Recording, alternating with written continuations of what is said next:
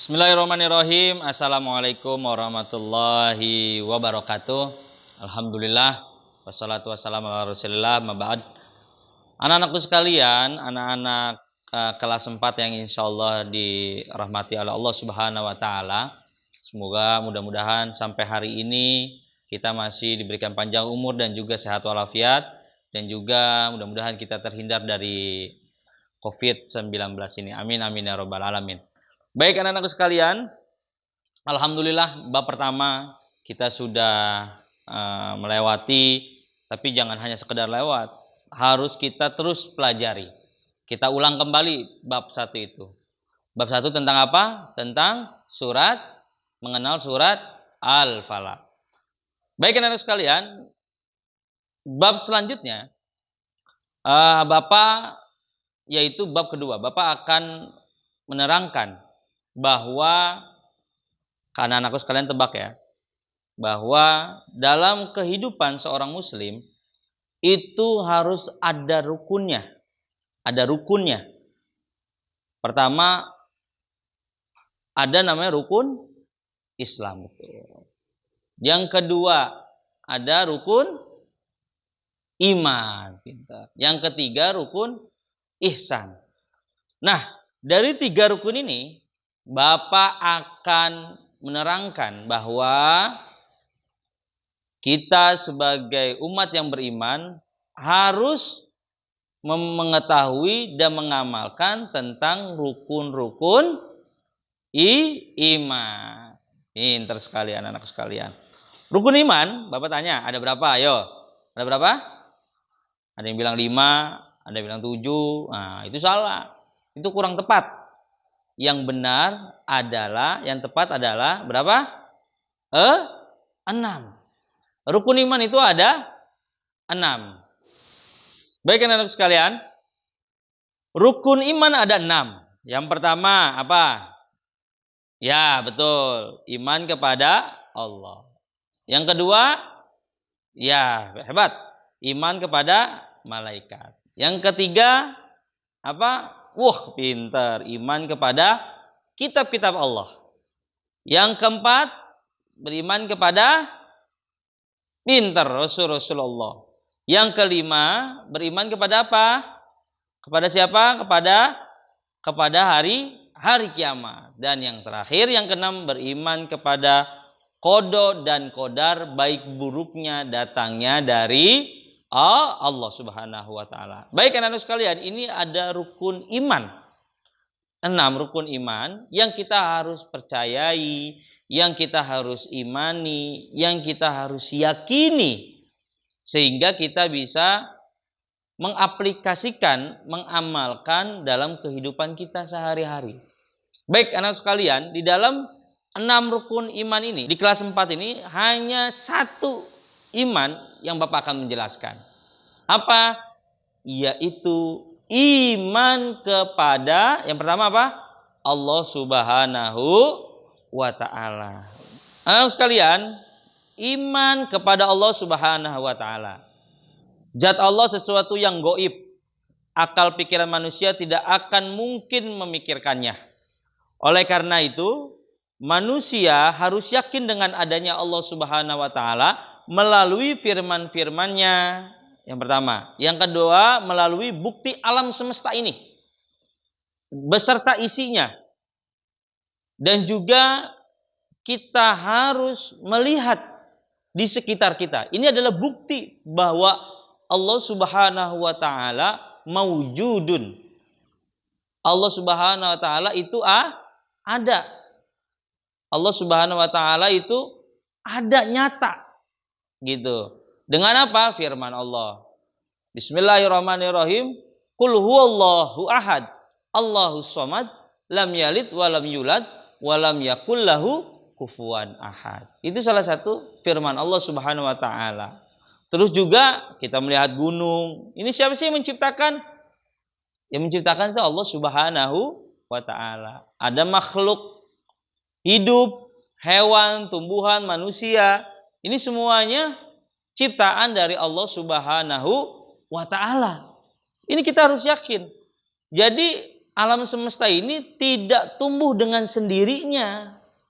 Tidak tumbuh dengan sendirinya. Ini ada yang menciptakan. Siapa? Yaitu Allah Subhanahu wa Ta'ala. Begitupun manusia. Sebelum kita dilahirkan, nenek buyut kita, bahkan Nabi kita yang pertama, manusia yang pertama yaitu Nabi Adam alaihi salam. Itu pun diciptakan oleh Allah Subhanahu wa Ta'ala. Tidak ada dengan sendirinya. Yang ada dengan sendirinya adalah Allah Subhanahu wa Ta'ala. Baik anak sekalian, makanya Rasulullah Shallallahu Alaihi Wasallam bersabda, Bismillahirrahmanirrahim, tafakkaru fi khalqillah, wala tafakkaru fi zatillah, fa innakum la taqduruna qadratuhu. Yang artinya, pikirkanlah ciptaan Allah, jangan pikirkan zatnya, karena sesungguhnya kamu tak akan mampu mengukur kekuasaannya.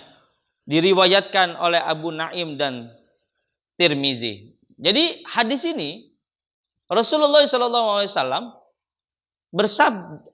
bersabda kepada umat muslim, kepada kita semuanya, jangan sekali-kali kita memikirkan zatnya Allah.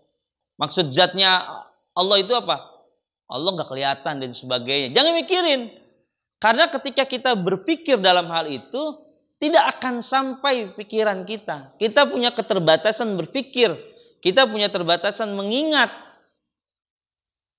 Oleh karena itu dianjurkan untuk melihat, berpikir dengan ciptaan-ciptaannya.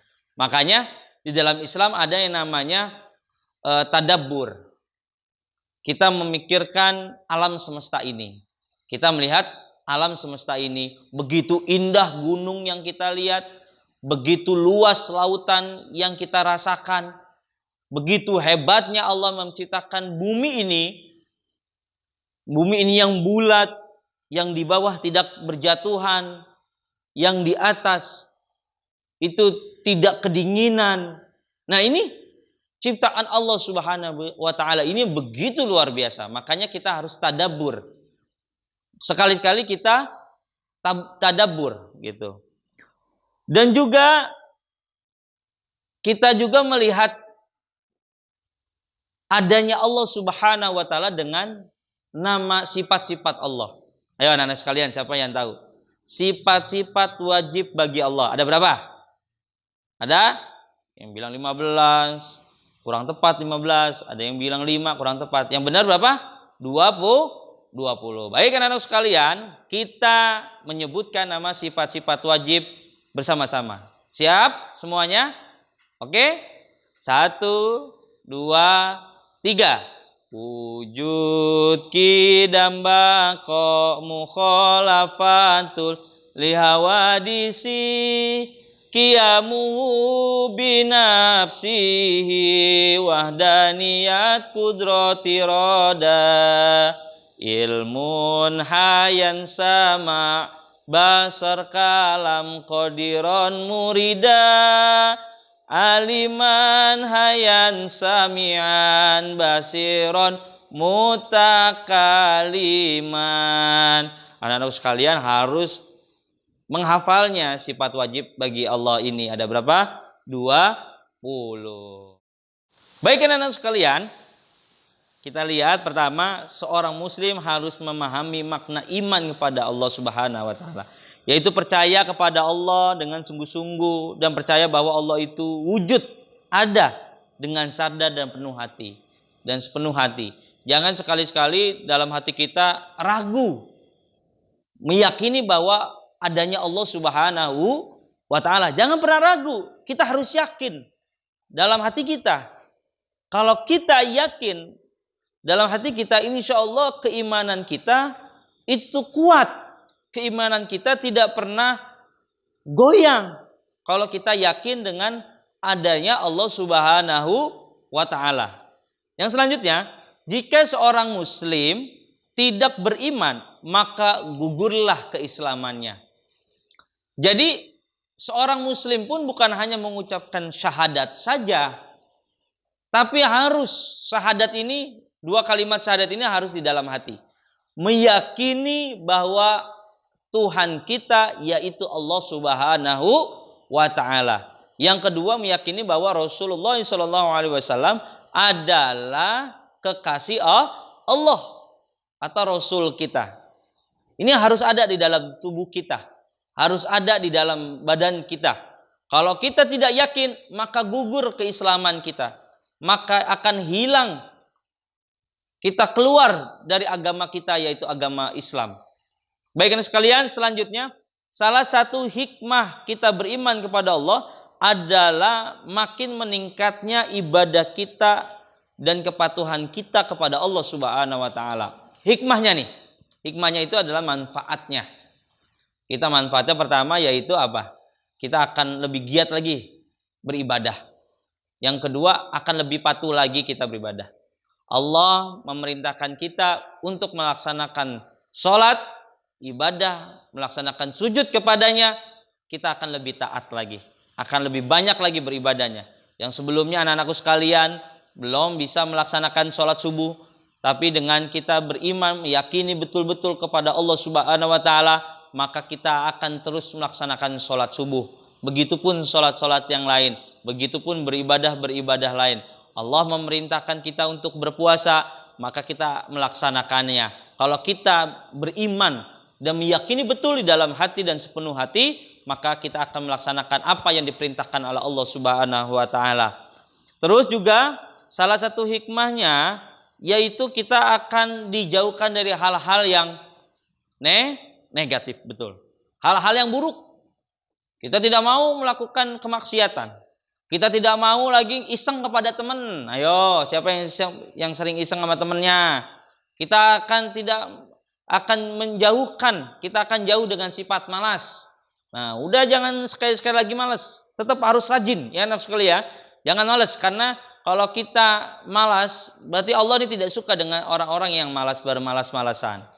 Terus juga selanjutnya yaitu kita akan merasa diri kita akan selalu dipantau oleh Allah Subhanahu wa taala. Akan selalu dilihat. Kita melakukan dosa, dilihat sama Allah. Ah, ini melakukan dosa ya. Misalkan, oh si A melakukan dosa ya. Itu akan merasa dipantau. Kita akan dilihat. Walaupun kita tidak bisa melihat adanya Allah Subhanahu wa taala, tapi kita yakin bahwa Allah Subhanahu wa taala memantau kita. Karena kenapa? Karena sifat Allah basyirun. Karena sifat Allah itu apa? Maha melihat. Kita nyumpet di bawah meja, di bawah kursi, Allah Maha tahu. Kita menyumpet di goa, Allah Maha tahu. Jangankan suara kita besar, suara dalam hati pun Allah pun Maha tahu. Karena Allah juga punya sifat sami'un. Allah Maha mendengar. Baik anak sekalian, tadi sudah penjelasan tentang rukun iman. Salah satunya yaitu iman kepada Allah Subhanahu wa taala. Terus anak-anakku sekalian sudah mendengar pengertiannya, sudah mendengar hikmah atau manfaatnya jika kita beriman kepada Allah Subhanahu wa taala. Baik anak-anak sekalian, ini ada video yang Bapak tampilkan agar anak-anakku sekalian bisa video ini menjadi cerminan, menjadi contoh buat anak-anak sekalian agar bisa dilaksanakan, diaplikasikan, diamalkan dalam kehidupan sehari-hari. Mari anak-anakku sekalian saksikan video ini.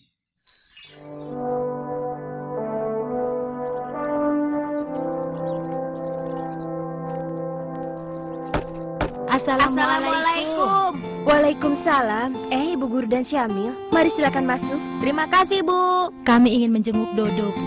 Sudah 2 hari ini dia tidak masuk. Iya, Bu. Katanya Dodo kesetrum ya, Bu. Assalamualaikum. Dari suaranya Dodo tahu pasti yang datang Syamil dan Ibu Guru. Dodo. Tuh kan benar suara Syamil. Silakan masuk, Bu Guru. Syamil, pintunya tidak dikunci. Hai, Do.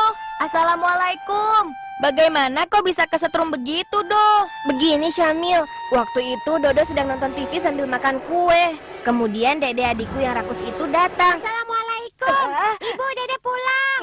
Ibu. Karena takut kueku dihabiskan dede, aku sembunyikan di belakang TV. Kunci ya? Dede buka ya. Jangan, tunggu sebentar. Karena kurang hati-hati, aku jadi kesetrum deh. Kok kuenya berantakan? Nah, Dede tahu. Kak Dodo tadi ingin menyembunyikan kue itu dari Dede ya. Tapi Kak Dodo malah kesetrum. Oh, itu artinya kau disayang oleh Allah. Loh, kok kesetrum dibilang disayang Allah sih? Iya, itu artinya kau diingatkan Allah jangan bersifat pelit doh. Apalagi kepada adik sendiri. Kakak.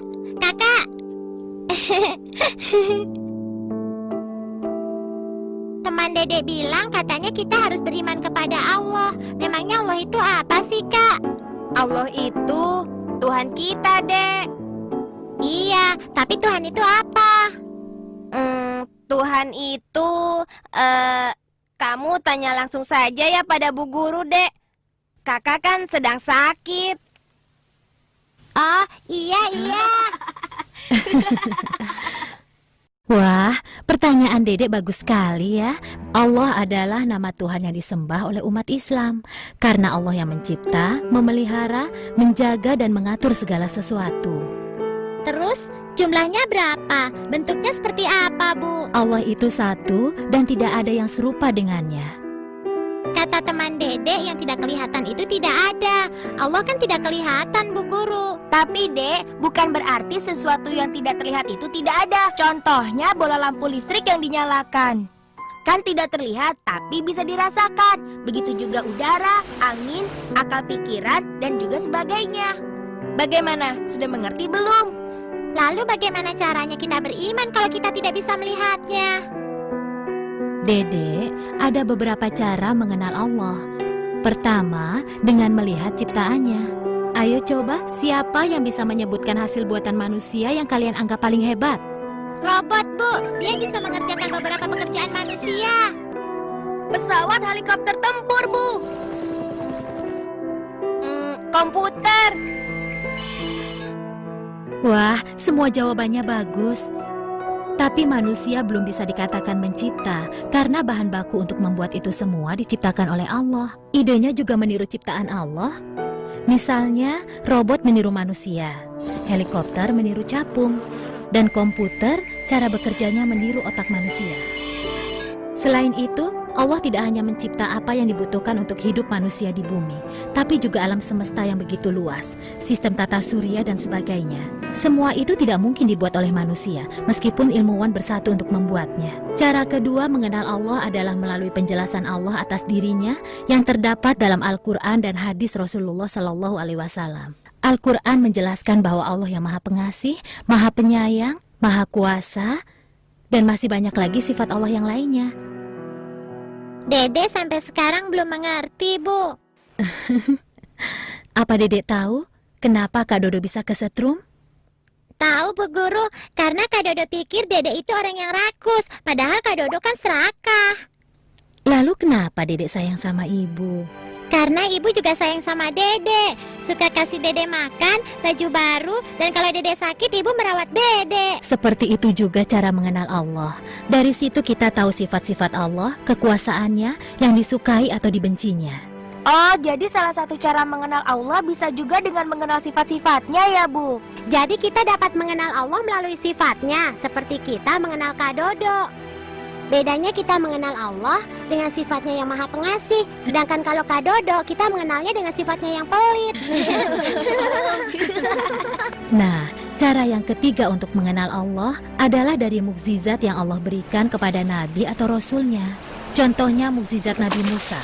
Melalui tongkatnya bisa membelah lautan hingga Nabi Musa dan pengikutnya bisa selamat dari kejaran Fir'aun. Mukjizat Nabi Ibrahim tidak terbakar karena apinya menjadi dingin. Dan masih banyak lagi mukjizat lainnya yang tidak mungkin bisa dilakukan oleh manusia, meskipun dia sudah berlatih seumur hidupnya. Nah, sekarang Dedek sudah mengerti kan? Dede sih sudah mengerti, Bu. Tapi Kak Dodo tuh yang masih bingung. Dedek, kan kakak sudah bilang kakak sedang sakit.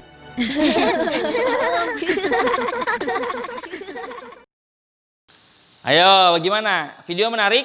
Bagus? Lucu? Bagaimana? Apa yang anak-anakku sekalian ambil intisarinya? Ambil hikmahnya dari video itu apa? Banyak? Ya, ada yang bilang apa?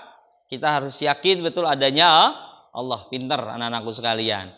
Selanjutnya, alhamdulillah, tadi kita sudah penjelasan, terus hikmahnya, bahkan anak-anakku sekalian sudah melihat videonya, yaitu Bapak akan mau bertanya kepada anak-anakku sekalian, akan memberikan soal. Nggak banyak-banyak, cuman hanya 5.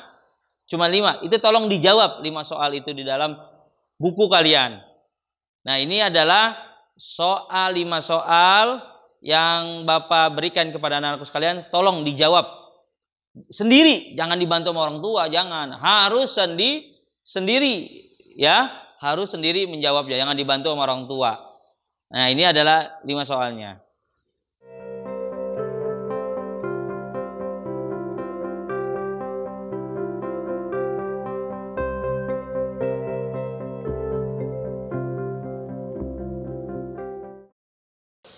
Baik anak-anak sekalian, nanti jawabannya itu dikirim di Google Form, linknya di bawah ini ya, di sini linknya, anak sekalian nanti diisi, lalu dimasukkan, dan juga jangan sampai anak-anak sekalian jangan sampai tidak mencantumkan namanya dan juga kelasnya.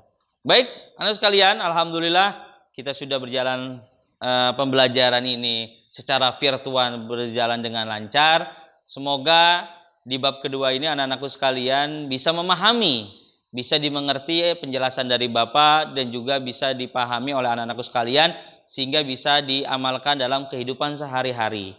Baik, anak-anak sekalian, sebelum Bapak akhiri, mari kita membaca Alhamdulillahirabbil alamin. Alhamdulillahirabbil alamin. Dan terakhir sebelum Bapak mengucapkan salam, anak-anakku sekalian jangan lupa, ini wajib ya, di like, subscribe, di share ke teman-temannya, biar teman-temannya juga biar tahu, biar mengerti, bisa membantu teman-teman anak-anakku sekalian untuk memahami pelajaran pendidikan agama Islam di kelas 4 ini. Jangan hanya di satu SD doang, di SD lain juga boleh di-share sebanyak-banyak mungkin. Tapi jangan lupa di-subscribe ya, sebanyak-banyaknya. Terima kasih. Mohon maaf dari Bapak kalau ada yang tidak berkenan di dalam hati anak-anakku sekalian. Terima kasih semuanya. Terima kasih Bapak, Ibu yang sudah mendampingi anak-anakku dalam belajar di rumahnya masing-masing. Dan Bapak mengingatkan kalau keluar jangan lupa pakai masker ya. Nah, ini Bapak bawa masker nih. Jangan lupa pakai masker, ditutup mulutnya, pakai masker, hidungnya, dan juga jangan lupa cuci tangan ya, sering-sering cuci tangan. Dan juga setelah cuci tangan kalau ngobrol sama orang harus jaga jarak ya, 1 meter 1,5 meter harus jaga jarak. Jangan berdekatan, dikhawatirkan nanti malah virusnya menular. Terima kasih anakku sekalian, mohon maaf dari Bapak. Wallahul muwaffiq ila aqwamit thoriq. Wassalamualaikum warahmatullahi wabarakatuh.